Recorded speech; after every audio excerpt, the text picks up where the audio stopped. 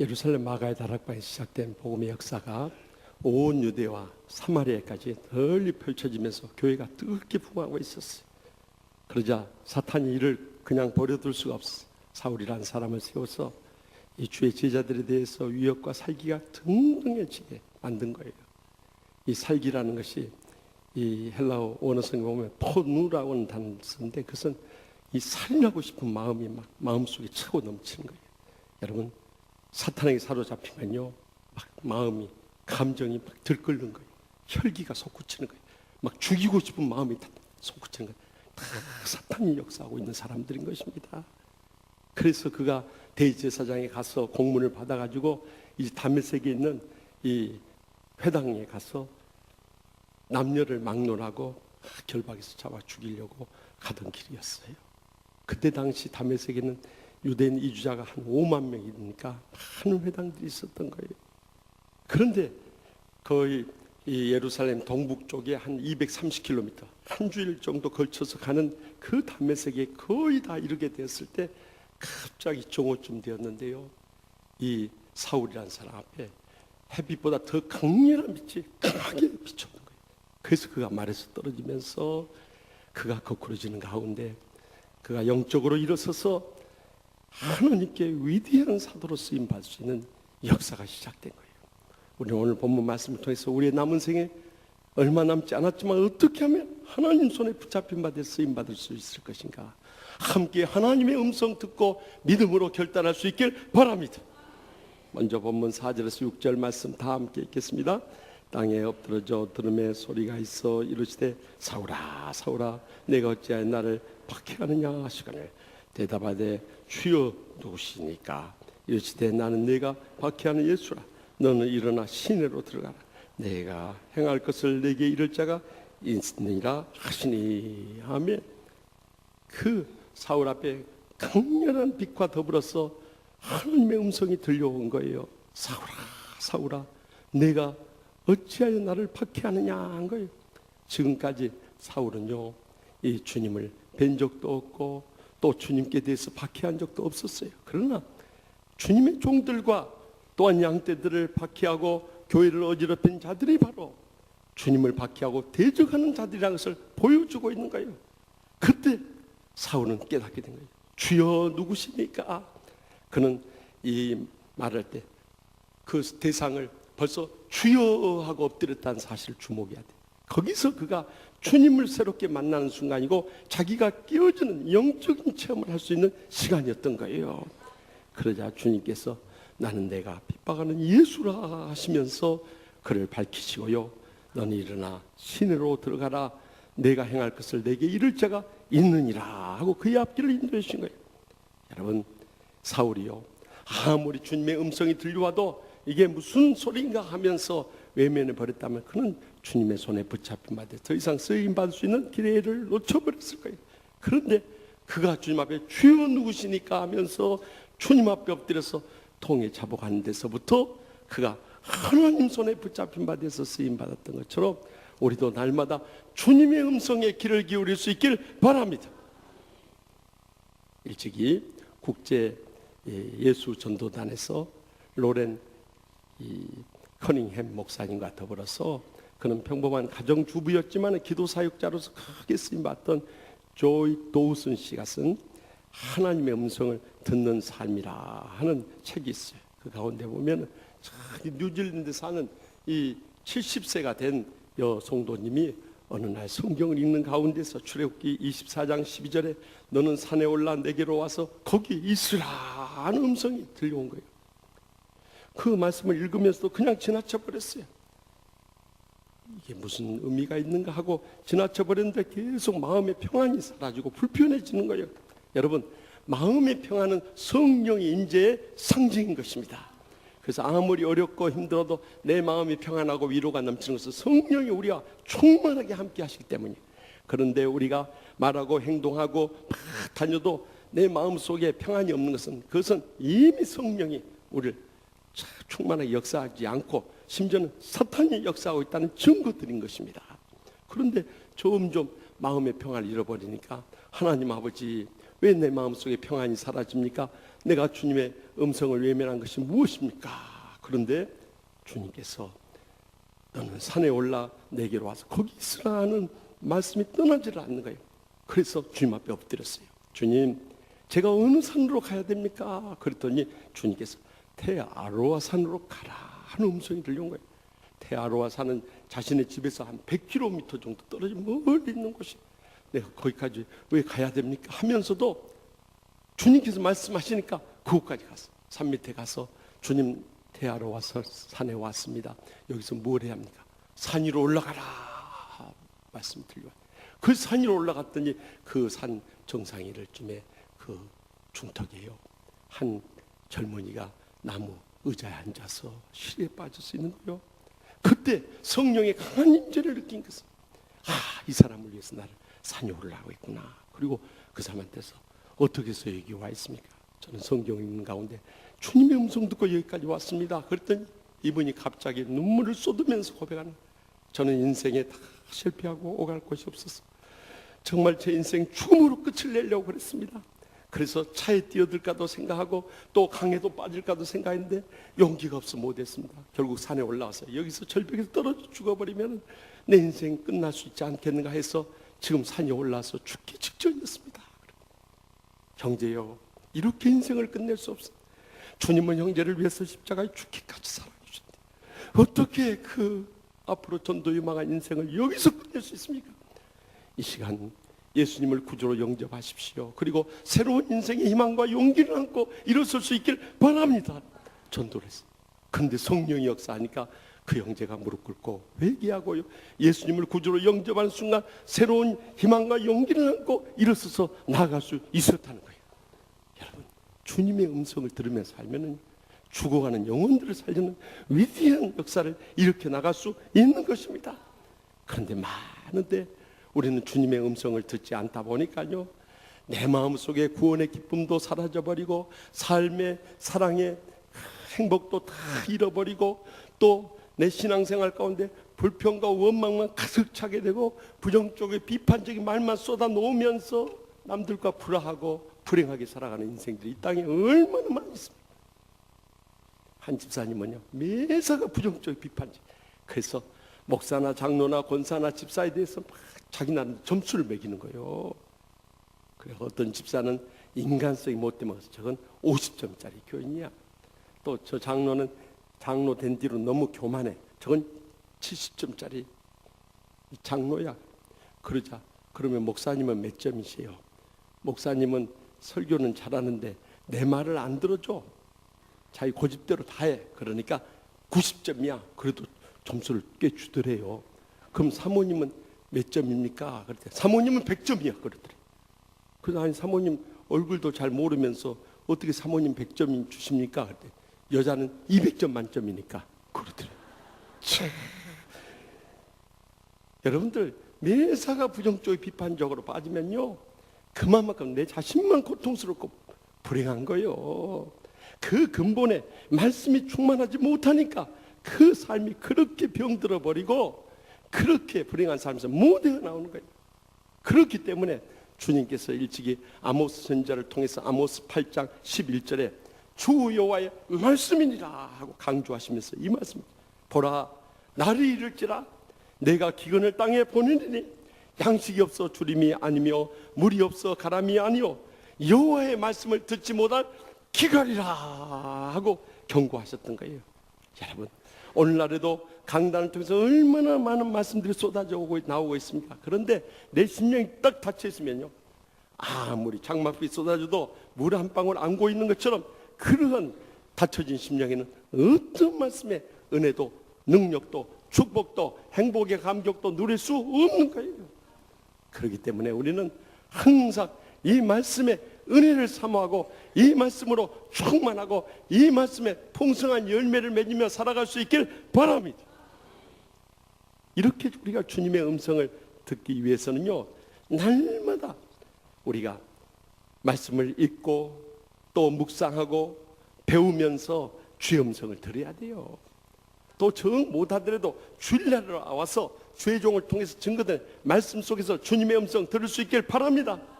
더 나아가서 우리가 기도하는 가운데도 주님 앞에 우리의 어려운 형편을 아뢰고 주님께서 그 다음에 들려준 주님의 음성에 귀를 기울이면 어떤 상황 속에서도 우리의 삶 가운데 역사하시는 주님의 음성을 듣게 되는 것입니다. 그뿐만 아니라 신실한 우리 장로님들, 권사님들, 집사님들, 성도님들과 교제하는 가운데 주님의 음성 들을 수 있어요.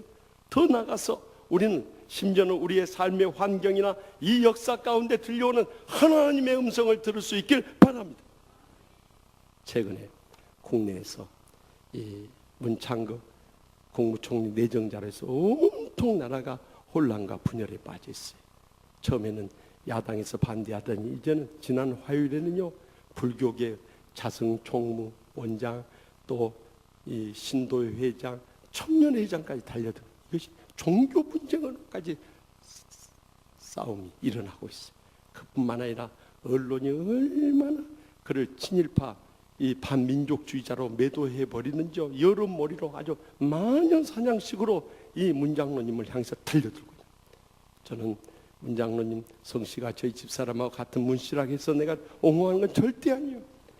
저는 문장로님에 대해서 그의 사상이나 또 그의 참 이 기사를 쓴 것을 보면서 안 맞는 것도 있지만은 제가 꼭 여러분들에게 분명히 밝히고 싶은 중요한 이 역사관이 하나 있어요.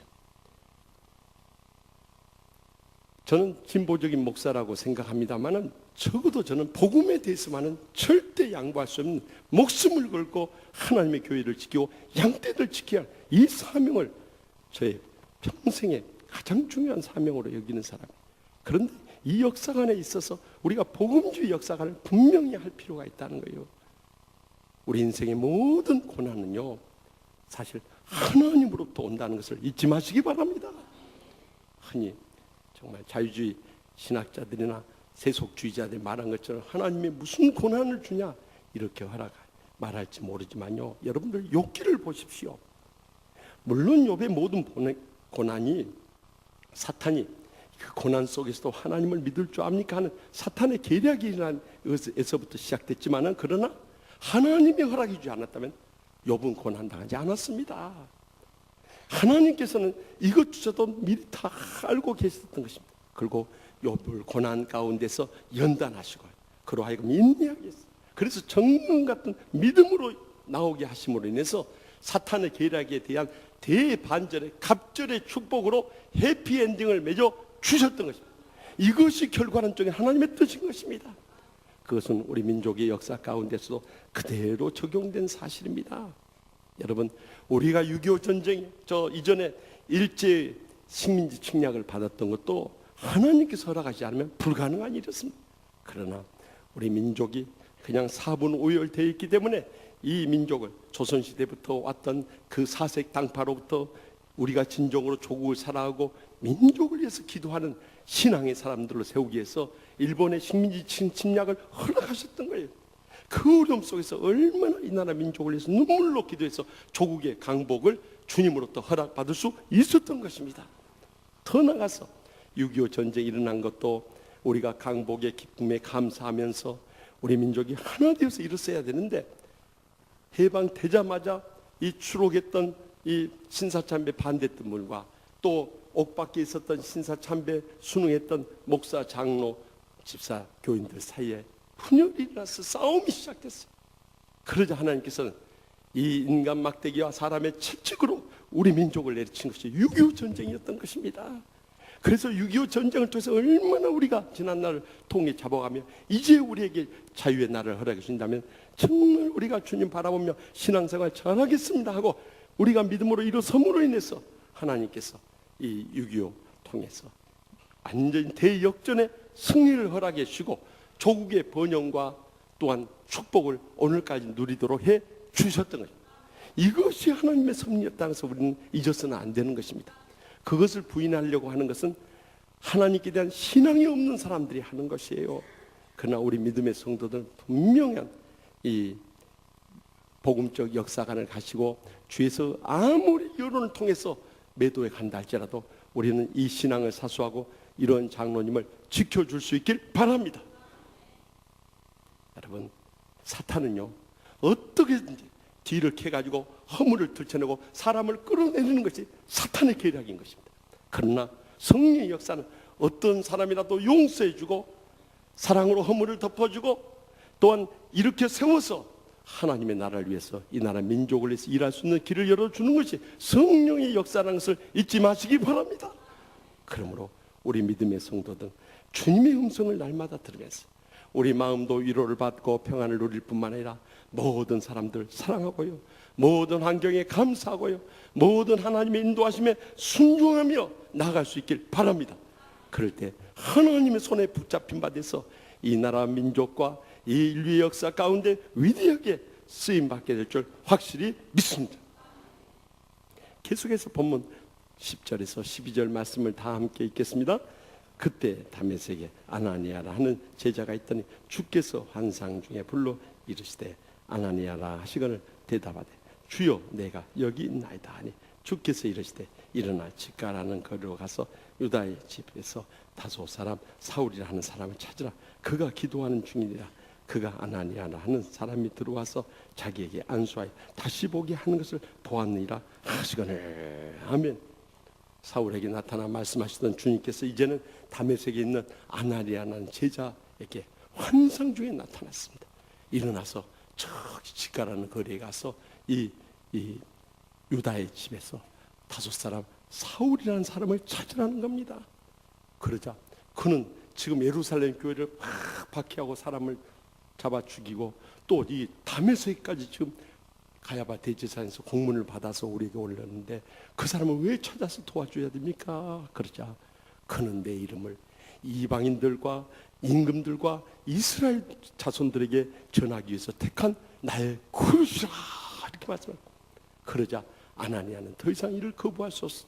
그래서 그 사울을 만나서 그에게 사실대로 다 전하고 그에게 안수 기도를 해서 다시 눈을 보게 한 것입니다. 여러분, 만약에 사울이 이렇게 아나니아를 통해서 주님께서 그의 앞길을 인도하고 계신 것을 그가 핍박하는 이 예수님을 믿는다고 그가 거역해버리고 외면해버렸다면 그는 영영 하나님의 손에 붙잡힌 바 돼서 쓰임받을 수 있는 기회를 놓쳐버렸을 것입니다. 그런데 그가 처음 보고 그가 그토록 핍박했던 예수 믿는 제자인 이 아나니아지만 그는 순수한 마음으로 받아들이고 그에게 안수 기도를 받고 그의 인도하심에 순응함을 통해서 하나님께서 더 영적인 세계로 그를 이끌어 주시고 귀하게 쓰임받을 수 있는 길을 열어주셨던 것입니다. 한 아이가 배가 몹시 아파서 병원에 갔더니 맹장염이라는 거예요. 그래서 다음날 아침에 수술해야 되니까 밤에 아무것도 먹이지 말라고 부모에게 주의를 주었어요. 다음날 의사가 부모에게 아무것도 먹지 않았냐고 확인하고 수술했어요. 근데 이 아이가 맞춰서 깨어나다가 기도가 막혀서 죽어버렸어요. 그래서 이게 어떻게 된 것인가? 나중에 이 부검을 해봤더니 이 위에서 토산물이 마치 덜 깬 상태로 그것이 토하기 시작하면서 그 토설물이요 기관지를 들어가서 호흡을 방해하고 기도를 막아버리던 거예요. 그러자 의사 선생님이 깜짝 놀라가지고 그 부모에게 물었어요. 아니 어젯밤에 아무것도 먹이지 말랐는데 뭘 먹였습니까? 그 부모 하는 말이 선생님 애가 밤중에 하도 배고프라고 해서 김밥 좀 먹였어요. 그러더니 여러분 적어도 우리가 병원에 가서 치료할 때 의사 선생님 말 들어야 돼요. 학교 가서 자녀들 가르칠 때 학교 선생님들 말씀 드려야 돼요. 교회 와서 신앙생활할 때 여러분들을 인도해주는 영적 인도자들의 말에 순종할 수 있기를 바랍니다. 하나님께서는요 적어도 아무리 우리 자식 같고 우리가 볼 때는 세상 경험이 없는 사람 같지만은 세우신 목사, 전도사 등 죄종을 통해서 우리를 인도하시고 더 나가서 신실하신 장로님, 권사님, 집사님 등을 각 목장의 목자와 부목자로 세워서 우리를 인도하시고 우리 교회 학교에서는 우리 자녀들에게 선생님을 세워서 인도해 주시는 거예요. 왜 이들을 세운지 아십니까? 에베소서 4장 11절에서 12절 말씀 보면 그가 어떤 사람은 사로로 어떤 사람은 선지자로 어떤 사람은 복음 증거자로 어떤 사람은 목사와 교사로 삼으셨으니 첫째 이는 성도를 온전하게 한다. 우리로 하여금 영육 간에 성숙하게 하시고 더 충만한 은혜의 신앙생활을 하도록 하게 한 것이에요. 두 번째는 봉사 일을 하게 합니다. 여러분이 주신 탤런트, 재능을 따라서 여러분의 일생도록 맡겨진 사명 감당하며 영광 돌리고 원하시는 거예요. 세 번째는 그리스도의 몸을 세우려 하십니다. 하나님의 교회가 가까이 시련과 역경 속에서 든든히 서가며 뜨겁게 부응하며 마지막 때 사명 감당하며 귀하게 쓰임받기를 바라시는 것입니다. 그렇기 때문에 때로는 여러분 마음에 안 들고 또 여러분의 의견과 달라도 주님께서 왜 저들을 통해서 이렇게 인도하시는가에 대해서 영적으로 순종하며 나갈 수 있길 바랍니다. 마음에 안 내키면 억지로라도 복종해 보시기 바랍니다. 한때 이 북미주를 개척했던 이 사람들이 이 아메리칸 인디언들로 인해서 많은 순환을 겪었어요. 그런데 아메리칸 인디언들의 이 멸족을 시키려고 해도 도저히 뒤를 추적할 길이 없는 거예요. 그 이유가 무엇이냐? 그것은 뒤에 뒤늦게 많은 희생 후에 깨달은 사실이에요.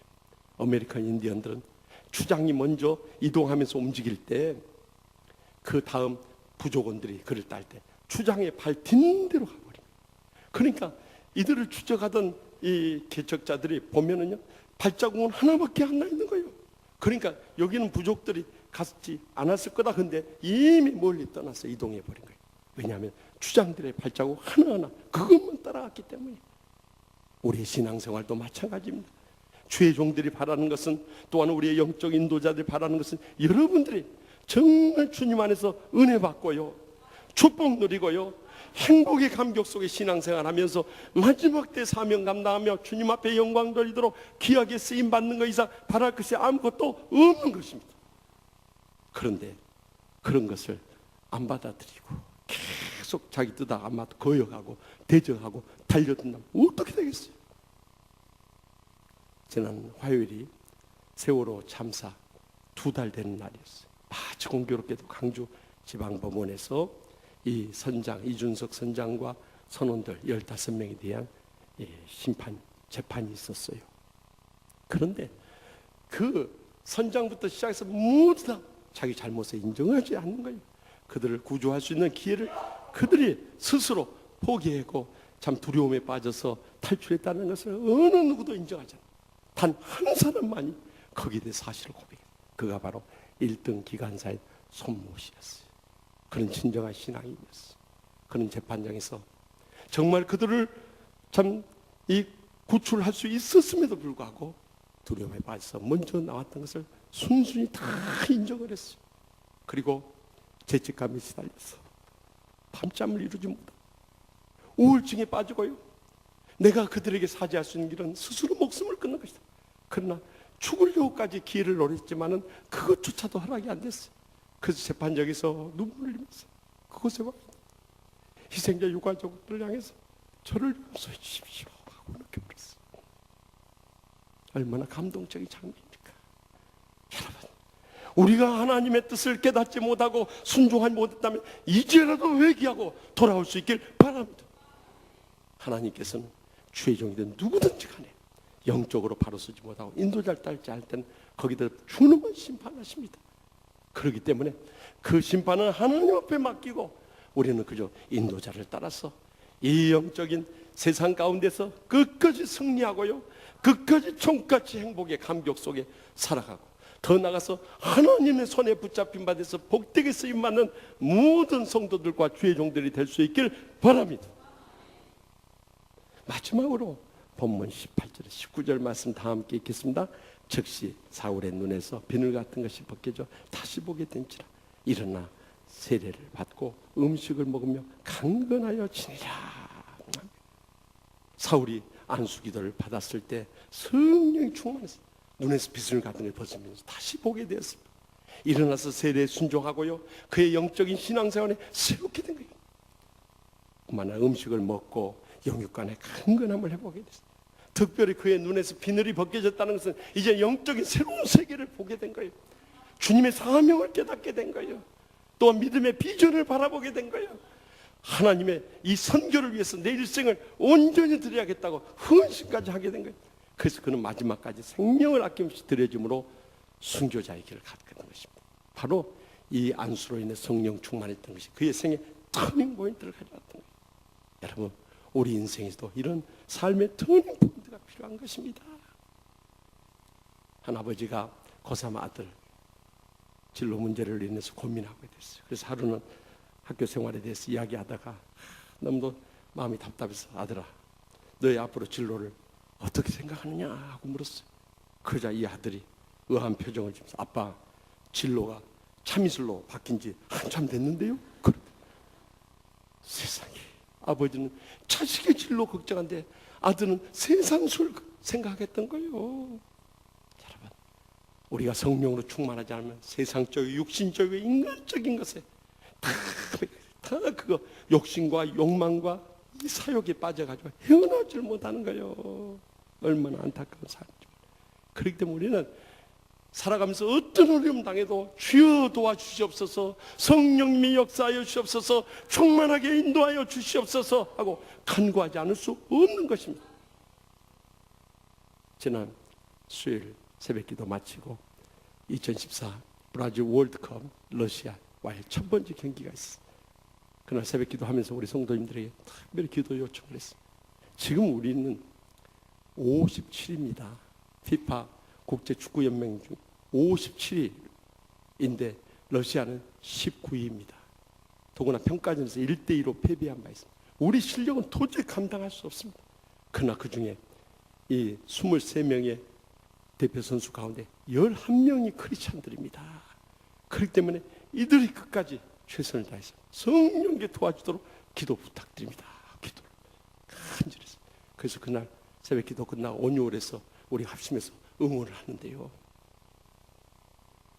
전반전은 참 그래도 잘 마크하면서 실점하지 않고 넘어갔어요. 후반전에 들어갔는데 계속 밀리는 거예요. 답답한 마음은 금방 길이 없어요. 그래서 제가 견디다 못해서 저기 박주영이 빼고 이군으로 바꾸란다고. 저는 목사님들 증인들이 있으니까 내가 이군으로 바꿔야 한다고. 그런데 그 말이 홍명보 집사님한테 전해졌는지 바로 바꿔버리더라니까요. 그래서 이군호 할 수 있다, 이군호 외치고 있는데 들어오자마자 그냥 25m 중거리 슛을 탁 쏘는데요. 저 러시아 골키퍼가요 벌쩍 뛰면서 막는데요. 보통 저도 골키퍼를 했습니다만은 그렇게 강슛이 오면은 한 번에 못 잡아요. 일단은 마크에서 먼저 떨어뜨린 다음에 그때 볼을 잡는 거예요. 그런데 이 세계적인 골키퍼입니다. 제2의 야신이라고 하는 세계적인 골키퍼인데 어떻게 점프하면서 하는데요. 손 맞고 들어가 버리냐 이거요. 이것은 성령님이 도와주지 않으면 불가능한 거예요. 예, 안 믿는 거 보세요. 오늘 기도하면서 봐가지고 그랬는데 그 다음부터는 이제는 이 육탄전을 막아야 된다 외치는데 또 너무 흥분됐는지 그 소리는 안 들린 것 같아요. 그래가지고 그냥 골을 6분에 먹었어. 정말 아쉽긴 했지만 그래도 1대1로 비긴 것만 해도 감사하셔야 돼요. 일본 1대2로 져가지고 초상집 된 거 보세요. 이제는 우리가 할 수 있는 것은 내일 새벽에 4시에 일어나서 알제리전 보다가 와서 새벽기도 하시고 나머지는 들어가서 보시고 그거 계속 보고 있으면 져버려요. 와서 기도해야 비기든지 이겨야 됩니다. 그리고 금요일 있을 벨기에전은 또 역시 새벽기도 하다가 나머지 봐야 돼요. 그거 보고 있다가는 져버려요. 우리는 기도하는 길밖에 없어요. 성령 충만해야 하나님의 힘을 주셔야 이겨낼 수 있는 거예요. 그래서 지난 수요일 밤에 우리 6.25 기념 예배에 오셨던 저기 군산 중북교회 박일성 목사님 오셨어요. 정말 은퇴하신 목사님이지만은 이분은 정말 일생을 살아오면서 우리의 신앙생활에 한마디로 가면 성령 충만했다는 거예요. 그래서 은퇴하신 다음에도 새벽에 일어나시면서 성령 충만하고 또 운동을 하시면서도 성령 충만 이렇게 운동을 하신대요. 그리고 운전하면서 성령 충만 운전하고요. 주무실 때도 성령 충만하고 주무세요. 은퇴하고 나니까 목사님들도요 우울증이 오고요 치매 증세가 나타나고 할 일이 없으니까 그렇게 힘든데 이 목사님은 성령 충만하고 살아가니까 매일의 삶이 너무너무 즐겁고요 힘을 얻고요 주님께서 새로운 은퇴 후의 영적인 세계를 보여주셔서 지금 저기 중국, 베트남, 캄보디아, 파키스탄, 몽골, 멕시코 가서 선교하고 있다는 거예요. 얼마나 의미있고 보람된 생입니다. 그렇기 때문에 성령 충만할 때 우리의 새로운 영적인 세계가 열려지게 되는 것입니다. 그래서 요한계시록 3장 18절에 19절에 내가 너를 권하노니 내게서 불로 연단한 금을 사서 부유하게 하고 흰옷을 사서 입어 벌거벗은 벗은 수치를 보이지 않게 하고 안약을 사서 눈에 발라 보게 하라. 무릇 사랑하는 자를 책망하여 징계하노니 그러므로 내가 열심을 내라 회개하라 하고 외쳤던 거예요. 우리가 영적인 안약을 바르면요 이제는 열심을 내게 회개하면서 마지막 때 사명 감당하게 되는 것입니다. 지난 주간에 한 집사님이 이 문자 메시지로 교회에 대해서 불평과 원망을 담아가지고 그 시비거리를 다 보내왔어요. 그런데 너무 안타까워서 은퇴하신 집사님 할 일이 그렇게 없으십니까? 지금 우리 주의 죽어가는 영혼을 위해서 눈물로 기도하고 사랑으로 섬기며 구원해야 할 영혼들이 얼마나 많이 있습니까? 그리고 답장을 보냈어요. 여러분 지금 멀리 갈 것도 없어요. 북한 땅에만 해도요 정말 기근에 죽어간 사람은 너무나 많고요. 심지어는요 먹을 것을 구해서 나와서 꽃제비 노릇을 하는 그 어린애들이 많고요. 심지어는 얼마나 산모가 배가 고파 굶주렸으면 자기가 낳은 자식을 삶아 먹겠네 말이죠. 이런 반에 우리가 해야 할 일이 너무너무 많은데요 욕심적으로 세상적 인간적인 감정 못 풀고 그것에 매여서 쫓겨다니고 있으니 이 얼마나 처량하고 불쌍하고 불행한 인생입니까? 여러분 우리가 북한 선교 주의를 맞이합니다마는 정말 북한을 비롯해서 세계 열방을 향해서 우리가 마지막 때 영의 눈이 밝아져야만 이 영적인 세계를 보고 마지막 때 사명 감당 땅끝까지 이 치유의 복음을 전가하며 구원해야 할 사명 저와 여러분에게 있는 줄 확실히 믿으시기 바랍니다. 2주 전 토요일 지난 5월 30일 마지막 토요일 밤에 이제 주일 준비 다 마치고 잠자리를 들기 전에 우연히 SBS TV에서 투르카나의 마음 이 케냐의 임연심 선교사님에 대해서 다큐멘터리를 하는데 저는 어디서나 선교사님에 대한 소식이 들려오면 기가 버뜩 뛰어요. 왜냐하면 그분들은 자기 모든 것을 희생하고 그곳에 가서 고생하는 분들이니까. 더구나 가녀린 여자의 몸으로 독일 유학생으로 가서 심리학 공부하다가 예수 전도를 통해서 이 아프리카 소식을 듣고 단기 선교를 통해 접해 가서 보니까 이건 사람이 사는 세상이 아닌가. 완전히 동물의 세계와 같이 처참하게 살아가는 그들의 모습을 봅니다. 그들을 위해서 아프리카로 가라는 하나님의 음성을 듣고 33살에 이 혼자 된 몸으로 그곳에 뛰어들었어요. 가서 보니까 그 한 곳은 이 케냐의 북부 이 국경지대 유혈 분쟁이 끊이지 수많은 사상자들로 인해서 아이들이 버려지고 에이즈로 인해서 자식들이 버려지고 그 아들이 너무너무 많아요.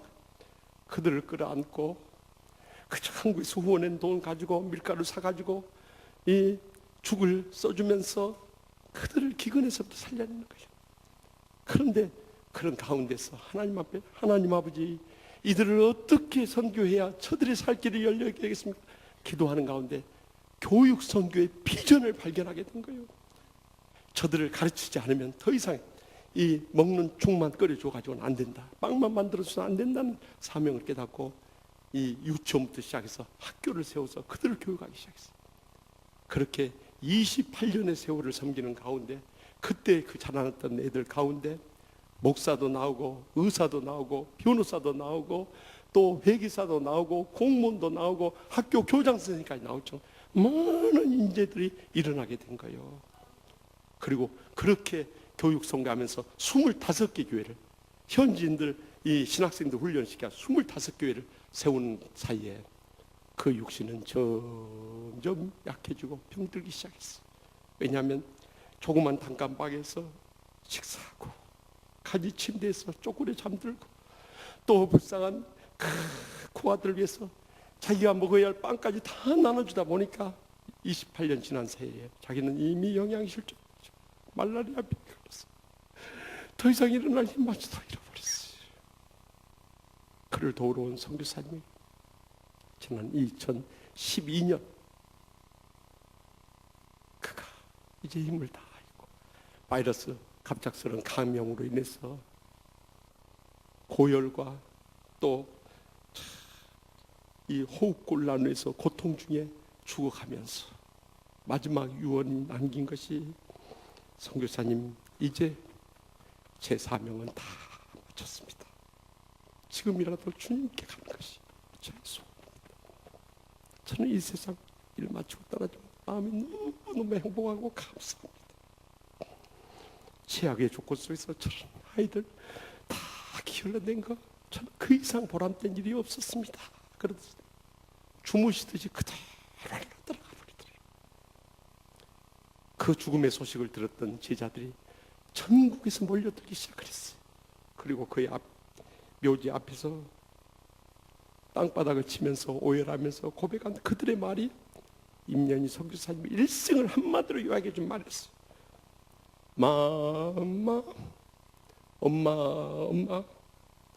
엄마는 먹고 싶은 거 먹지 못하고 우리한테 다 먹여주면서 우리 친엄마보다 우리를 사랑해 주신 마음, 엄마 고마워요. 엄마 천국에서 다시 뵐 때까지 그때까지 평안하게 주세요 하면서 그렇게 오더래요.